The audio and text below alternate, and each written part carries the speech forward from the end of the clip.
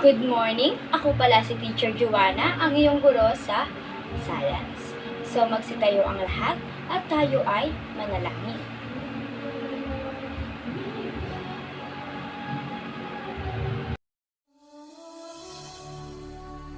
Almighty God, you are the source of life. We thank you for all the blessings you have given to us. Thank you for giving us another day to learn something new. Clear our mind and help us focus. Guide us and our teacher as we study and create new learning experiences. We pray in the name of Jesus Christ. Amen. So, row 1, sino ang absent for today sa inyong row? Row 2, row 3, row 4? Very good! Walang absent sa ating klase. Tayo ay tumayo at kumanta at sumayaw, gayahin lamang ang nasa video.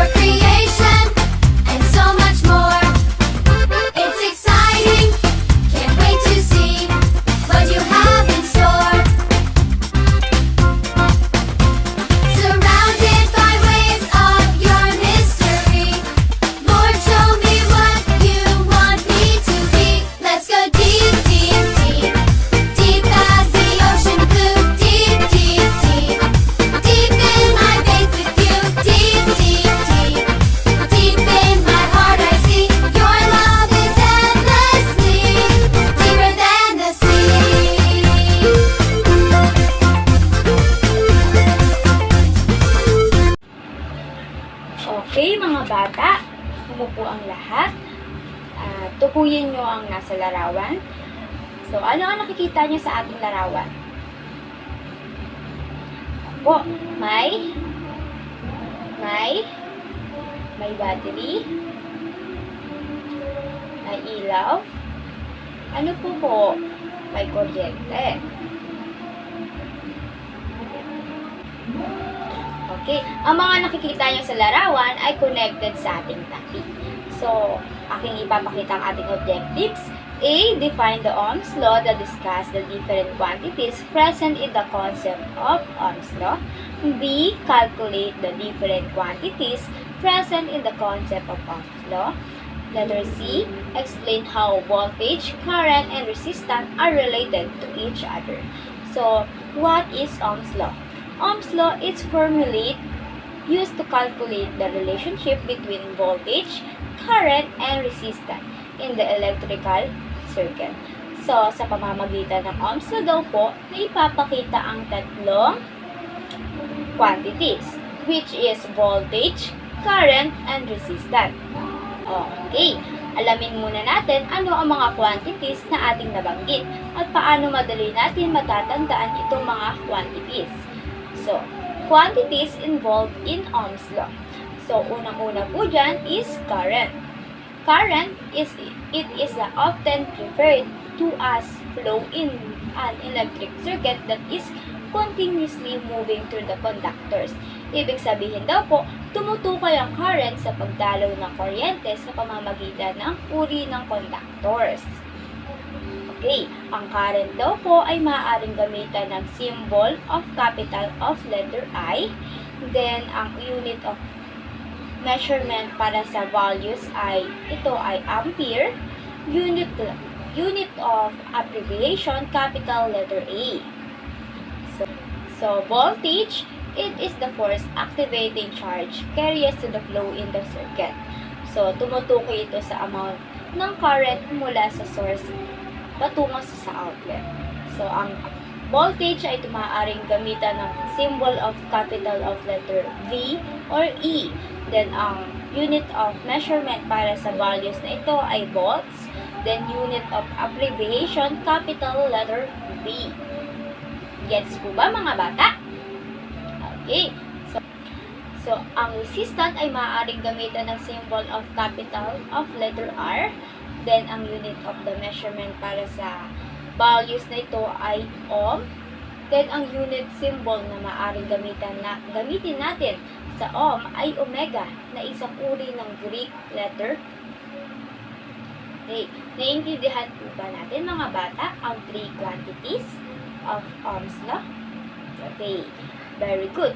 Ngayon, alamin natin kung paano masasagutan ang word problem gamit ang concept ng Ohm's law.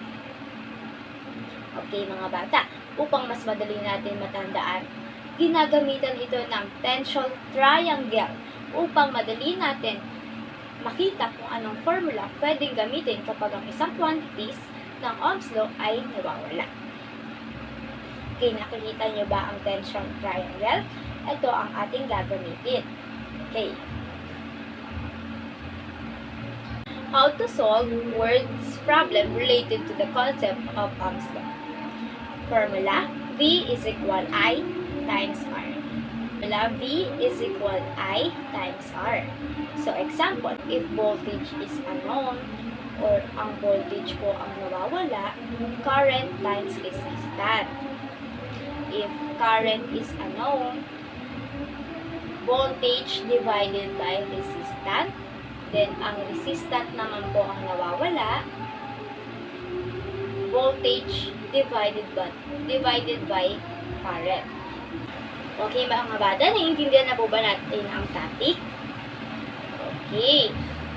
Ako ay may bibigay po sa inyo na activity na inyong sasagutan ng 10 minutes at gagawin ito ng tahimik. Itapos na po ba mga bata? Okay. Tayo na't sagutan. So number 1, an electronic device has a resistance of 20 ohms and a current of 10 A. What is the voltage across the device? Given values is 10 A, resistance is 20 ohms, so ang voltage po ang nawawala. Ating hahanapin ang voltage. So formula is V is equal I times R. Ang voltage po is 10 A times 20 ohms. So, ang voltage po nito is magiging 200 V. Nagigets mo ba mga bata? Tama. Okay, let's proceed sa number 2. At 10 volts, potential difference is applied across 2 ohms resistors. What is the current that flows into the resistors? So, given values po is voltage 5 V, resistance is 8 ohms. Ang current po ang nawawala. So, ang formula po nito is I is equal V divided by R. So, ang 10 V divided by 2 ohms. Ang magiging sagot po nito, ang magiging sagot po ng current is 5 amperes. Tama po ba mga bata? Okay. So, let's proceed sa number 3. Number 3, an alarm clock draws 3 current when connected to a 60 V circuit. Find the resistance. So, given values, current 3A, voltage is 60 V, ang resistance po ang nawawala, ang resistance ang ating hahanapin. So, ang formula po nito is R is equal V divided by I. So, resistance 60 divided by V is equal 3A. So, ang resistance po nito is 180 omega. Tama po ba mga bata? So, at tayo na po mag-proceed sa relationship of quantities involved in Ohm's law.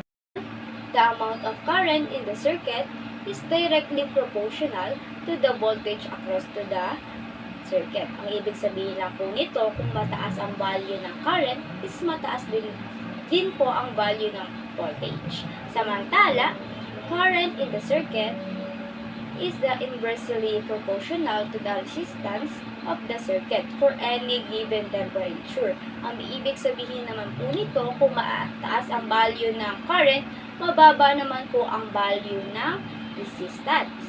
Okay mga bata? Naiintindihan niyo po ba ang ating topic? Okay. Tayo po ay mag-recap kung talaga po naiintindihan natin. Ano nga ulit ang Ohm's law? Okay. Ohm's law is a formula used to calculate the relationship between voltage, current, and resistance in a electrical circuit. So, what is the three quantities of Ohm's law? Abby? Tama. The three quantities of Ohm's law is current, voltage, and resistance. So, what is the unit of measurement of currents? Ampere. So, what is the measurement of voltage? Volts. So, what is the unit of measurement of resistance?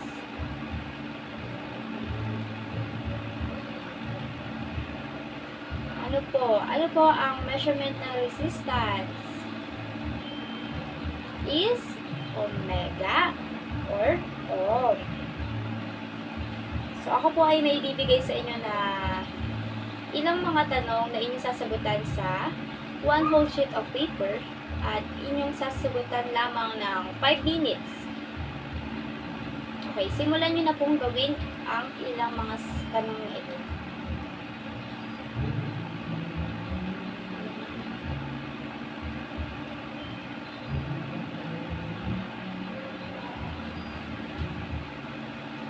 Okay, tapos na po ba mga bata? Okay, ipasa sa harapan ang iyong mga papel. At habang pinapasa nyo ito, ay tahimik nyo lamang po itong gagawin. Upang hindi po tayo maingay at hindi natin masagaba ng ibang section. Okay. So, kunin nyo ang inyong assignment notebook at may hinandang takdang aralin si teacher na inyong gagawin sa inyong bahay. So, pagkatapos nyo pong isulat ang takdang aralin, ay pwede na po tayong umuwi pero bago tayo umuwi ay maglilinis po muna tayo ng room. Okay. Ayun lamang po, ako po ulit si Teacher Joanna, ang inyong teacher sa science.